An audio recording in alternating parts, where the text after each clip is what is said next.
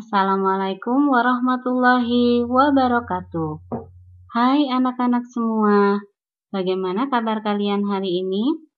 Semoga kalian senantiasa dalam lindungan Allah Subhanahu wa Ta'ala.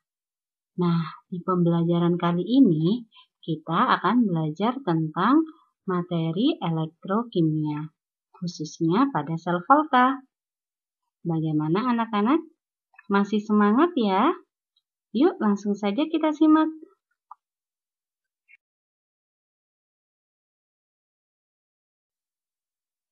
Anak-anak, coba kalian amati gambar-gambar berikut.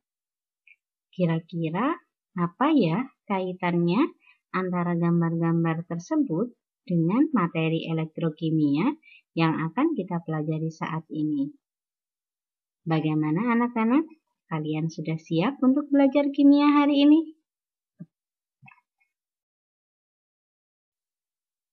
Nah, anak-anak, sebelum kita belajar kaitan antara gambar-gambar tadi dengan sel elektrokimia, kita belajar dulu apa sih elektrokimia itu?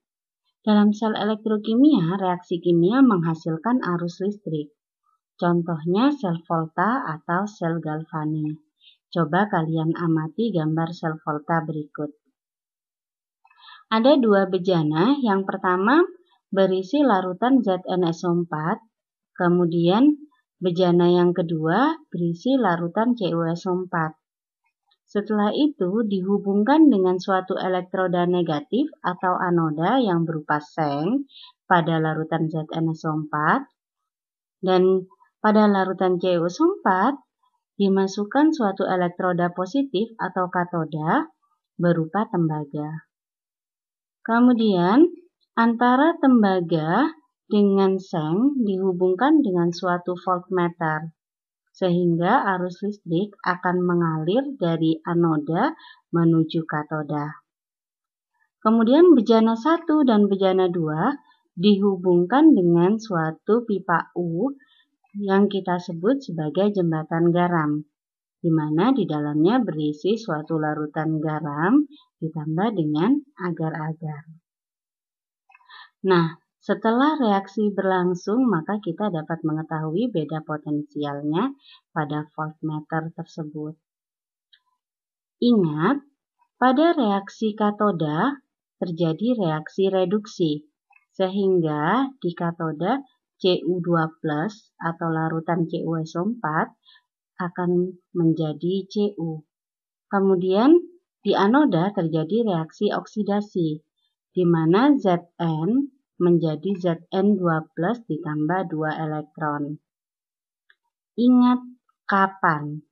Katoda positif, anoda negatif. Di sini jembatan garam berfungsi sebagai penetralisir muatan listrik. Dipahami ya anak-anak? Dalam sel tersebut, reaksi oksidasi terjadi di anoda, yaitu Zn menjadi Zn2+ ditambah 2 elektron. Zn biloxnya 0 menjadi Zn2+ dengan bilox plus 2. Maka terjadi oksidasi.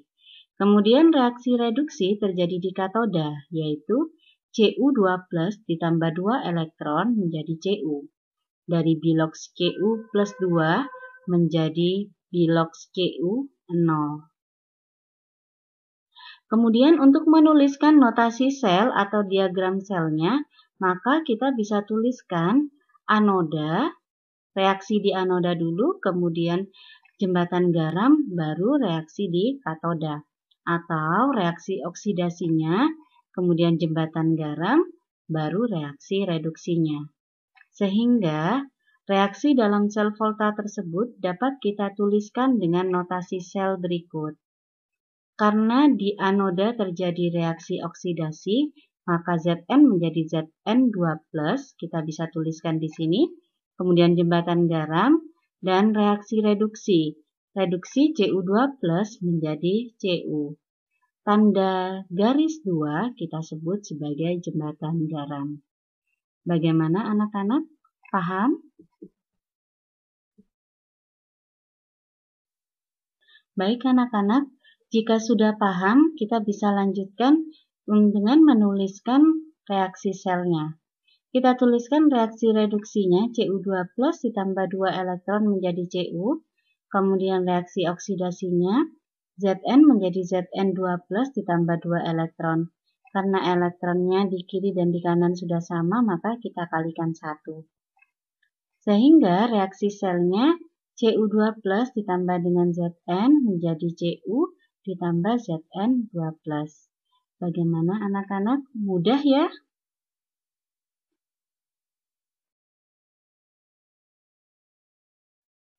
Selanjutnya, kita akan membahas tentang potensial elektroda standar atau E0. Keadaan standar terjadi pada konsentrasi 1 molar, suhu 25 derajat Celcius, dan tekanan 1 atm. Untuk mencari atau menentukan E0 sel, kita bisa menghitung dari E0 reduksi dikurangi E0 oksidasi, atau E0 besar dikurangi E0 kecil. E0 besar dikurangi E0 kecil agar reaksi redoks ini terjadi spontan atau tanpa ada bantuan atau energi dari luar. Kita ingat, E0 sel tidak bergantung pada koefisien reaksi, sehingga pada penyetaraan koefisien tidak perlu kita kalikan ya. Elektroda hidrogen atau H standar, E0-nya sama dengan 0,00 volt. Digunakan dengan sel lain sehingga potensial reduksi sel lain dapat diukur. Satuan E0 adalah volt atau V.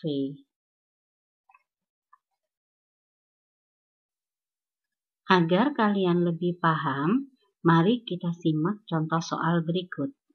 Diketahui Ag+ ditambah elektron menjadi Ag dengan E0 sebesar plus 0,80 volt.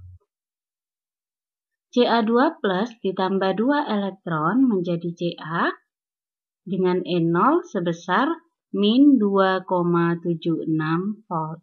Tentukan E0 selnya. Kemudian, notasi sel reaksi tersebut dan reaksi selnya. Dari contoh soal tadi, bisa kita bahas karena E0 Ag lebih besar daripada E0 Ca, maka Ca sebagai anoda atau terjadi oksidasi, dan Ag sebagai katode atau terjadi reaksi reduksi. Agar reaksi berjalan spontan atau dengan E0 sel positif, maka E0 sel sama dengan E0 reduksi dikurangi E0 oksidasi, yaitu E0 Ag dikurangi E0 Ca sebesar 0,80 dikurangi min 2,76, sehingga E0 sel pada reaksi tersebut adalah plus 3,56 volt.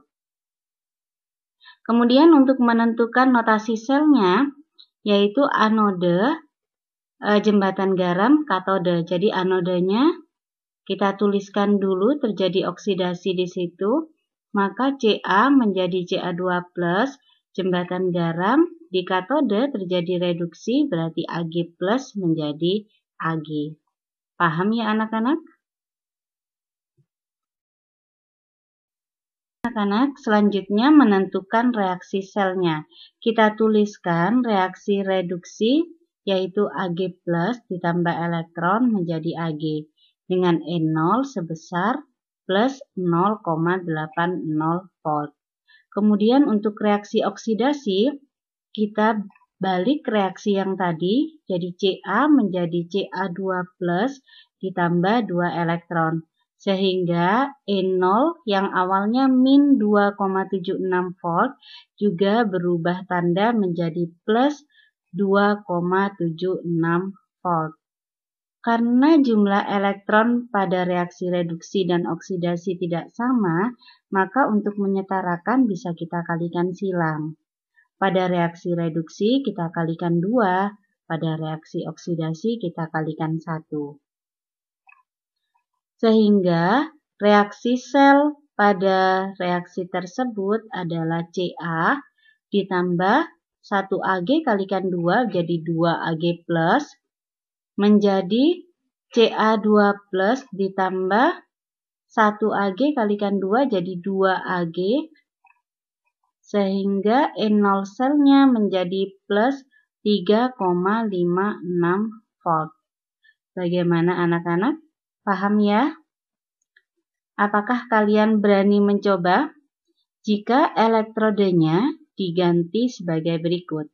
Zn2 plus ditambah 2 elektron menjadi Zn, E0-nya sebesar min 0,76 volt, dan Al3 plus ditambah 3 elektron menjadi Al dengan E0 sebesar min 1,71 volt.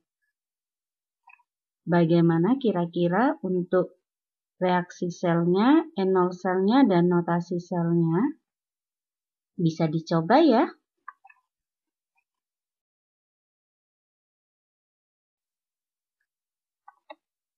Selanjutnya adalah pemanfaatan sel volta dalam kehidupan sehari-hari. Coba kalian amati gambar baterai dan bagian-bagian baterai. Baterai kering merupakan sel primer atau sekali pakai. Banyak digunakan untuk menyalakan senter, radio, dan lain-lain. Nah, kok bisa ya? Baterai menyalakan senter, radio, dan benda-benda lainnya. Ternyata di dalam baterai terjadi reaksi redoks. Coba kita amati reaksi redoks yang terjadi dalam baterai. Di anoda Zn menjadi Zn2 plus ditambah 2 elektron. Sedangkan di katoda 2MnO2 ditambah 2NH4 plus ditambah 2 elektron menjadi Mn2O3 ditambah NH3 sebanyak 2, kemudian ditambah H2O. Sehingga reaksi redoks yang terjadi adalah 2MnO2 ditambah 2NH4 plus ditambah Zn menjadi Mn2O3 ditambah 2NH3 ditambah H2O ditambah Zn2 plus. Nah, coba kita amati bagian-bagian baterai. Yang bagian tengah adalah batang karbon atau di sini sebagai katoda. Kemudian campuran antara karbon dan MnO2, kemudian campuran elektrolit yang berupa pasta, dan bagian luarnya adalah logam seng di sini sebagai anoda. Bagaimana anak-anak? Paham ya?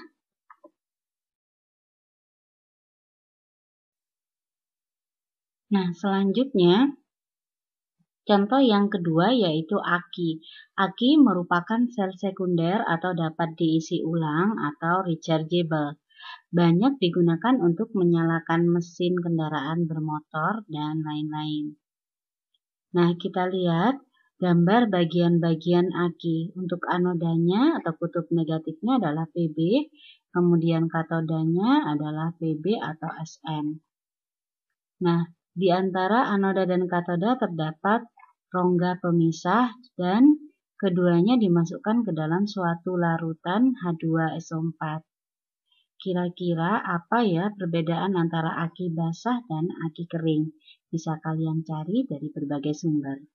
Proses pengisian aki di katoda PbSO4 ditambah 2 elektron menjadi Pb ditambah SO4 2-. Sedangkan di anoda PbSO4 ditambah 2 H2O menjadi PbO2 ditambah SO4 2- ditambah 4H+ ditambah 2 elektron.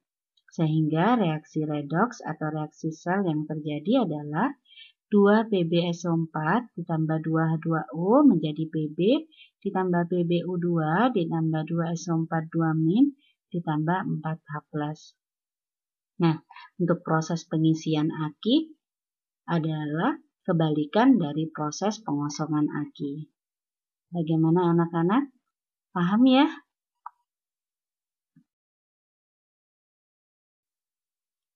Demikianlah pembelajaran kita kali ini. Terima kasih telah menyimak video pembelajaran Ibu kali ini. Sampai jumpa di lain kesempatan. Selamat belajar. Wassalamualaikum warahmatullahi wabarakatuh.